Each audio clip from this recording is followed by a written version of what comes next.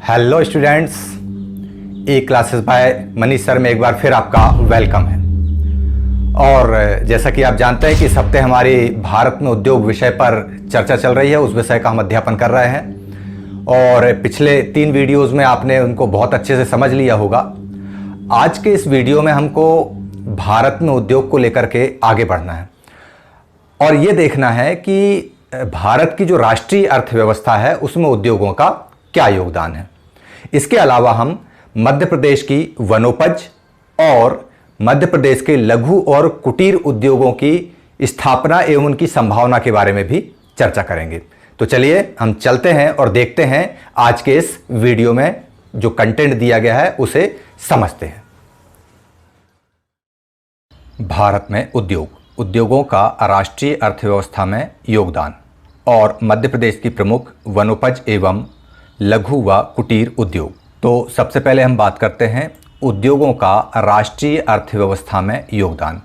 उद्योगों का राष्ट्रीय अर्थव्यवस्था में क्या योगदान है इसे हम देखेंगे।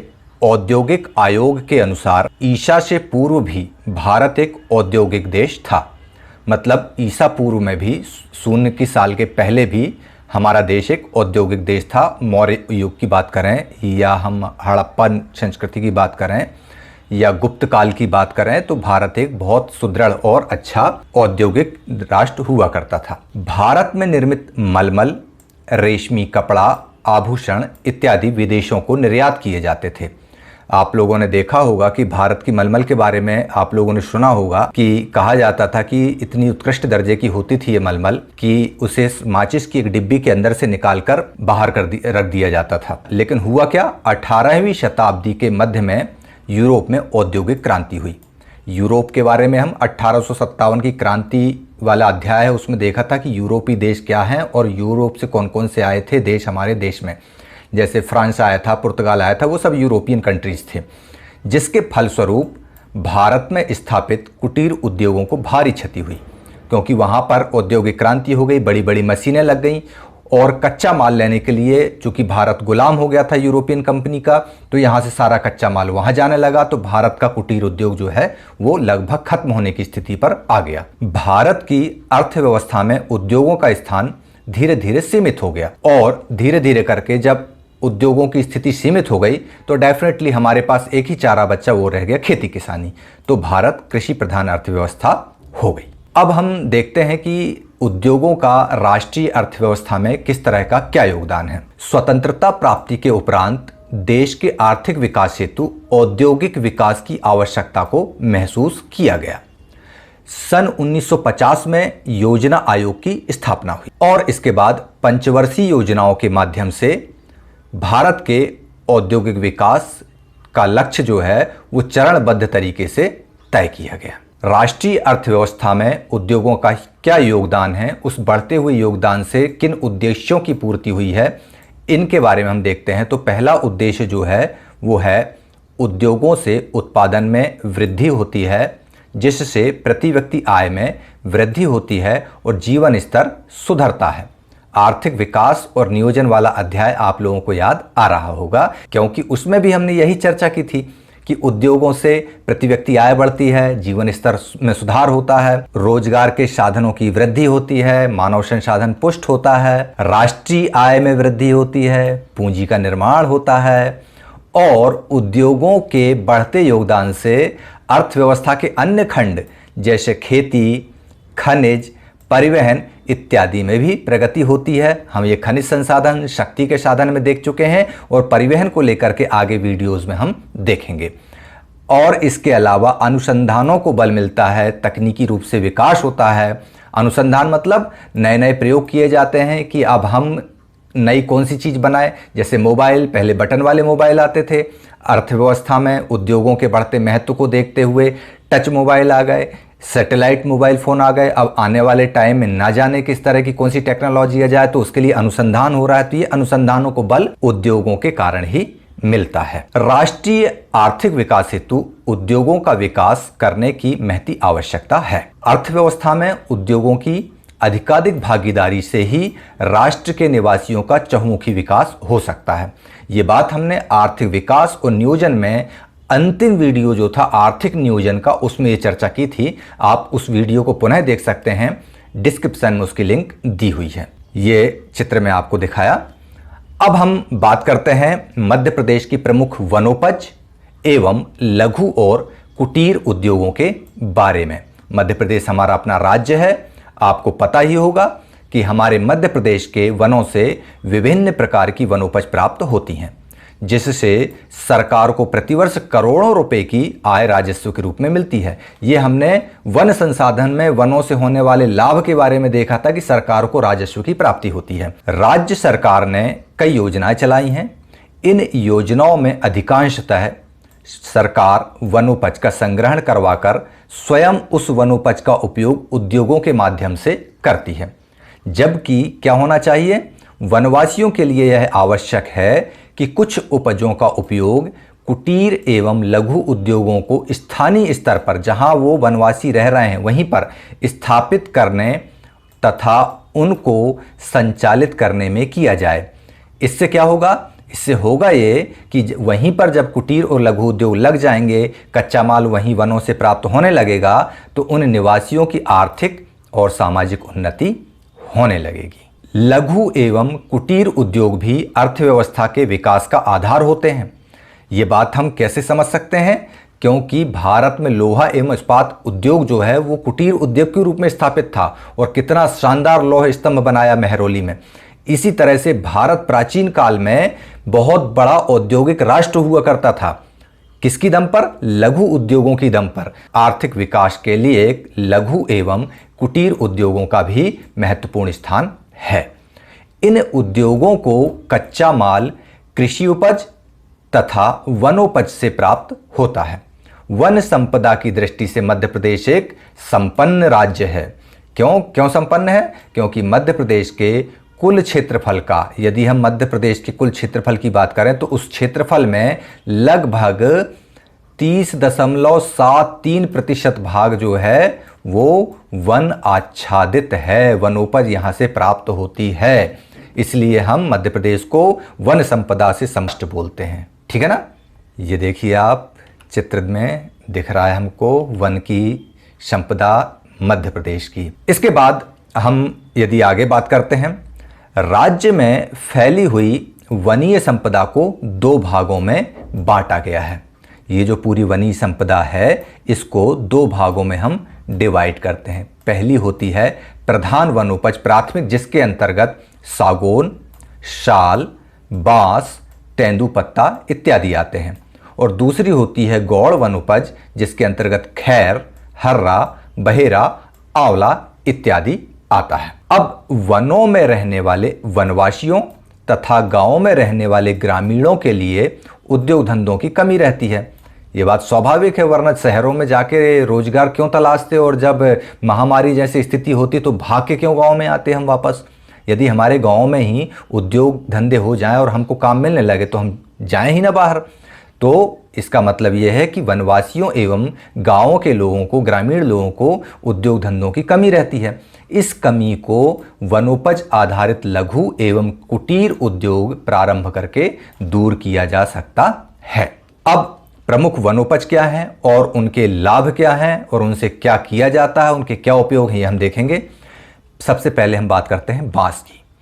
प्राचीन काल में बांस से घर बनाए जाते थे। हमारे घरों, गांवों में आज भी बांस का उपयोग घरों में छज्जे के लिए किया जाता है। वर्तमान समय में इनसे चटाई, टोकरी, शोपीस, गमला स्टैंड, चम्मच स्टैंड, लैंप शेड आदि वस्तुओं का निर्माण लघु एवं कुटीर उद्योगों के माध्यम से किया जा सकता है। हम देखते हैं कि बांस से बने हुए फर्नीचर कितने खूबसूरत और महंगे मार्केट में मिलते हैं। बांस उत्पादक क्षेत्रों जैसे मंडला, बालाघाट, सिवनी, सागर, भोपाल आदि क्षेत्र बांस आधारित लघु एवं कुटीर उद्योगों के स्थापना के लिए उचित क्षेत्र साबित हो सकते हैं। अब हम बात करते हैं महुआ की। महुआ नाम सुनते ही एक मुस्कुराहट चेहरे पे आती है। खैर, हम उसको छोड़ें। सामान्यतः मार्च अप्रैल में इनको बड़ा उत्सवी माहौल में बीना जाता है।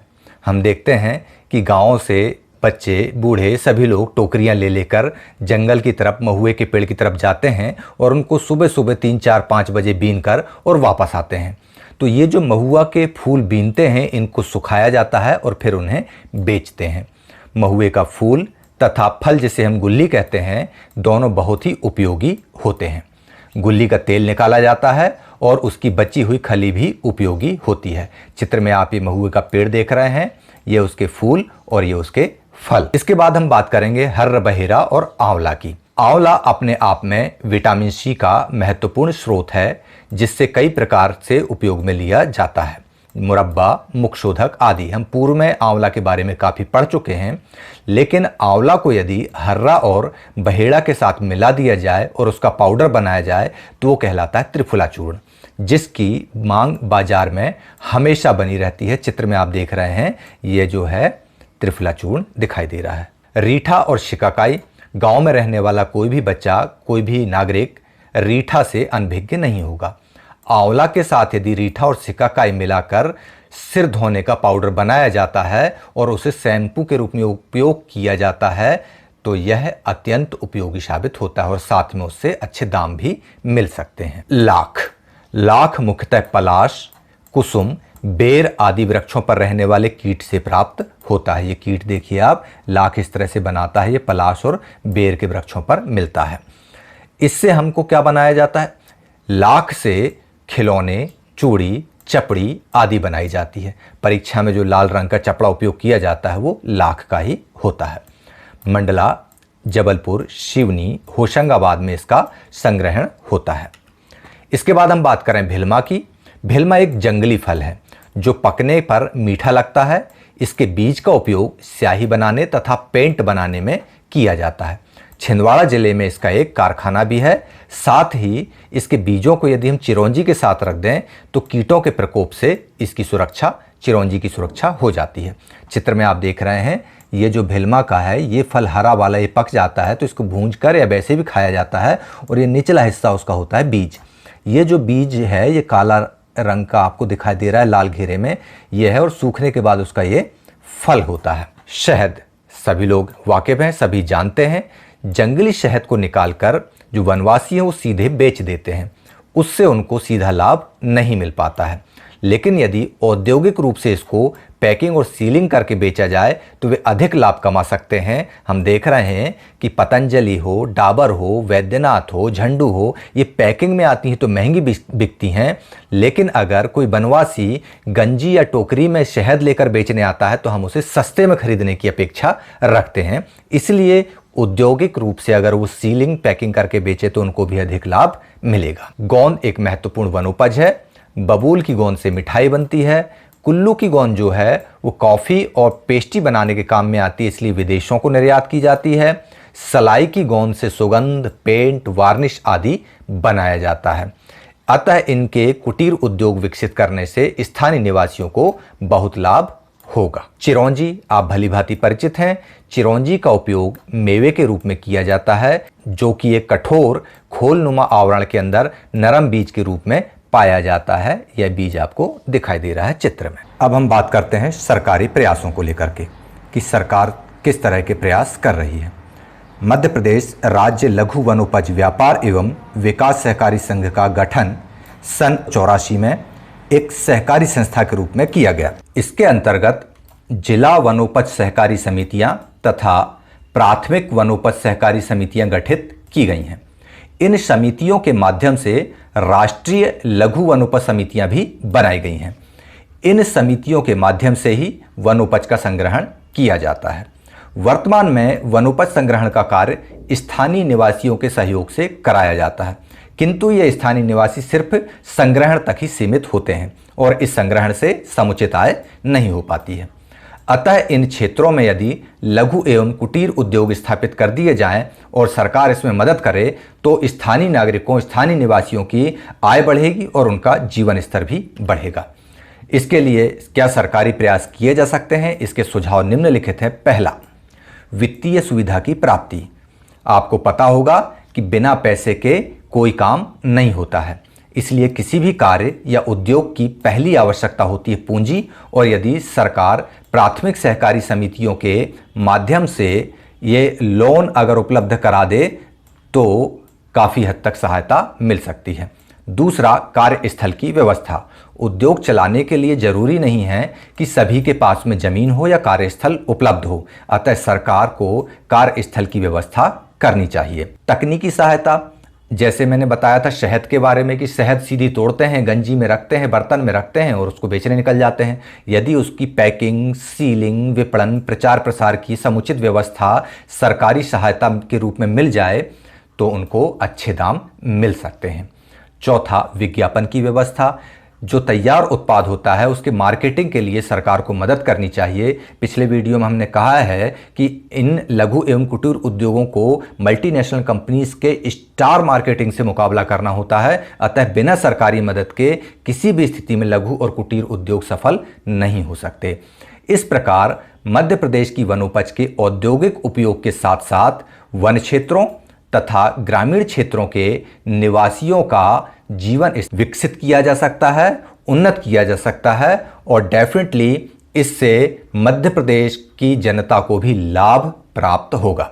तो चलिए अब बारी है आपकी। ये पूरा वीडियो आप लोगों ने बहुत अच्छे से देख लिया होगा, समझ लिया होगा, और इससे रिलेटेड जो कंटेंट हैं वो डिस्क्रिप्शन में मैंने लिंक पे दिए हुए हैं, जिन वीडियोस को देख के आपको और अच्छे से समझ में आ सकता है। ये अब आपको करना कुछ नहीं है, इसके पहले जो आपने 5 क्वेश्चंस देखे हैं हमेशा की तरह उनको हल करना है, और हल करने के बाद उनको अपनी कॉपी में नोट करते हुए अपने टीचर से चेक जरूर कराना है।